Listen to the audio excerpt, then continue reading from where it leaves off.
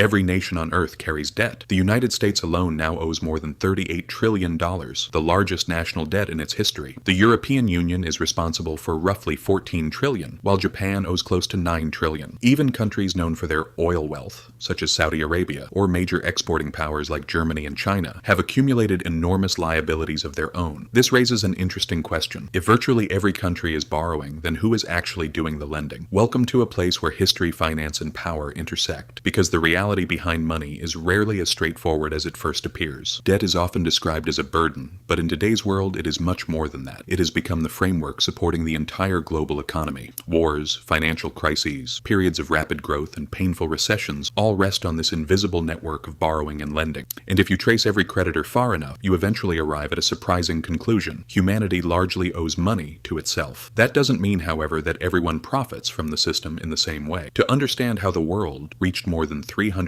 trillion in combined debt, almost 3 times the value of global economic output, we need to travel back several centuries. Long before online banking, digital payments, or even paper money became common, the idea of government debt emerged from a very different necessity: war. In 1694, England was fighting France while its gold reserves were running dangerously low. Desperate for financing, the crown turned to wealthy merchants. In exchange for lending money, they were promised regular interest payments backed by future tax revenues. To oversee this arrangement, the Bank of England was established. That decision transformed finance forever. For the first time, a government could spend money before it actually possessed it. Investors in return received something incredibly valuable: a government promise to repay. More importantly, those promises could be bought, sold, and traded between investors. That innovation became the first modern government bond, laying the foundation for today's financial system. Other nations quickly followed. France adopted the model. The Netherlands refined it. The newly independent United States relied on government borrowing to finance both its war of independence and its expansion across the continent. From that point forward, national debt was no longer viewed simply as a sign of weakness. Instead, it became a symbol of financial credibility. A government's ability to borrow increasingly reflected its ability to govern. Centuries earlier, empires expanded by conquering land and extracting gold. In the modern era, they discovered another source of power: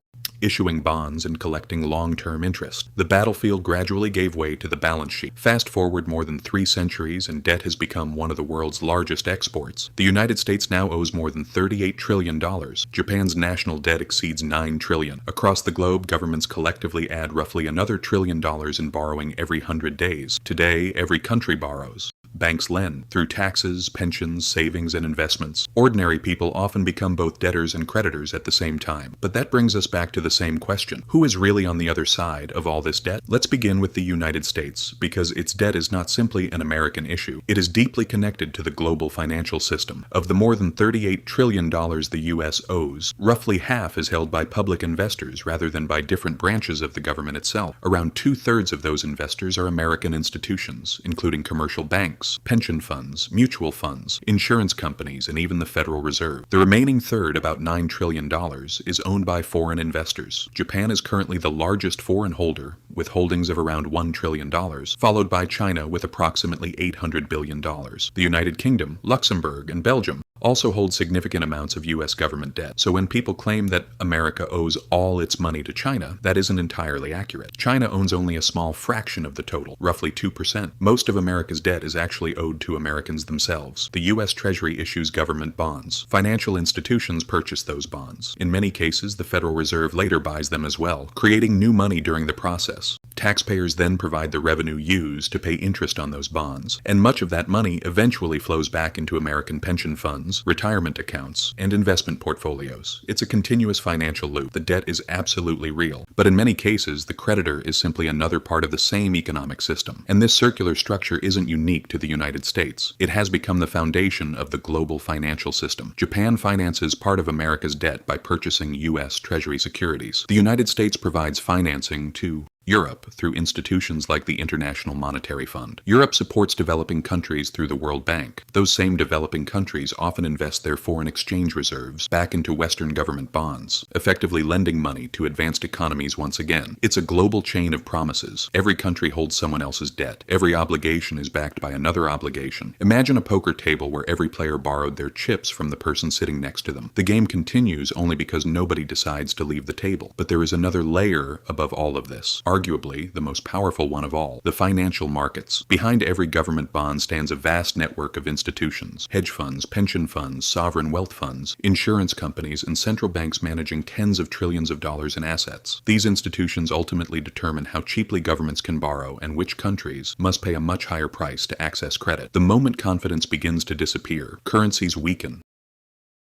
and entire economies can change almost overnight. Elections may decide who holds political power. Markets often decide who remains financially stable. At the center of this system sits another key player, the central bank. Central banks do far more than supervise government debt. Governments come under pressure. In many ways, they help create it. Whenever institutions like the Federal Reserve or the European Central Bank purchase government bonds, they create new money in exchange. What appears as a liability on one balance sheet instantly becomes an asset on another. That means every dollar circulating through the economy exists because debt exists somewhere within the system. There is no such thing as debt-free money in the modern financial world. Every banknote, every coin, and every digital dollar represents a promise that someone, somewhere, is expected to repay. For decades, this structure has continued to function because people believe in it. As long as investors trust that governments will continue paying interest, even if the original debt is constantly rolled over, the system keeps moving. But history has shown what can happen when that confidence begins to crack. Greece offered one of the clearest examples. In 2010, the country's debt reached a point where investors questioned whether it could ever be repaid. Bond markets reacted immediately. Borrowing costs surged. The European Central Bank and the International Monetary Fund stepped in with emergency support. That assistance, however, came with painful conditions. Taxes increased. Public spending was reduced. Unemployment climbed sharply. For many Greeks, the word bailout became synonymous with years of sacrifice and economic hardship. Argentina experienced a similar cycle through repeated sovereign defaults, turning public debt into a long-term national crisis. Sri Lanka also demonstrated how quickly events can spiral when a government runs out of the foreign currency needed to meet its obligations. Fuel shortages spread across the country. Political unrest intensified. Eventually, the government itself began to collapse.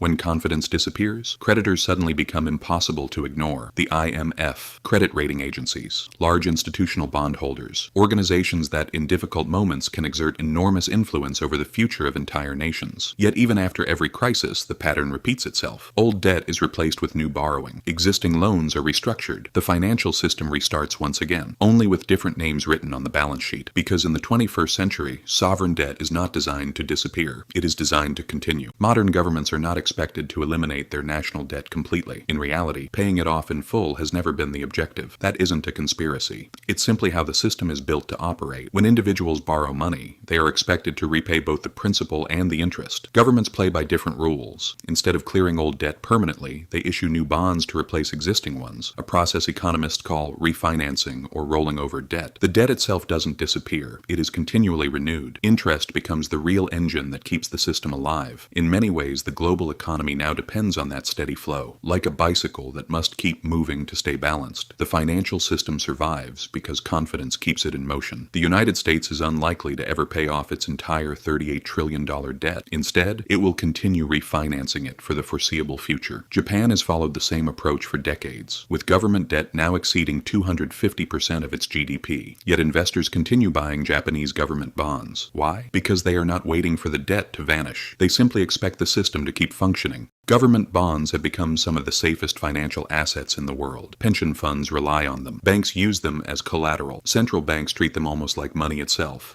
Ironically, the global financial system depends on governments never paying off all their debt. If they suddenly did, one of the world's most trusted financial assets would disappear. Imagine the United States decided to repay every dollar it owes. Banks, pension funds, and investment firms across the globe would instantly lose one of their most important assets. The supply of dollars would contract sharply. Deflationary pressure would spread through the economy. Financial markets would face severe disruption. In other words, eliminating the debt could destabilize the very system it was supposed to strengthen. That is why governments continue issuing new debt, not randomly, not recklessly, but as part of a system designed to keep money, credit, and investment flowing. Today, sovereign debt acts almost like the heartbeat of modern capitalism. It pulses through pension funds, mortgages, financial markets, and nearly every corner of the global economy. This is also why political promises about completely paying off the national debt often fail to reflect economic reality. The real objective is not to erase debt. It is to keep it manageable, serviceable, and trusted by investors. Because the moment confidence disappears, the numbers themselves lose meaning. Interest rates rise, financial markets begin to seize, and an economy built on continuously renewed promises starts to slow,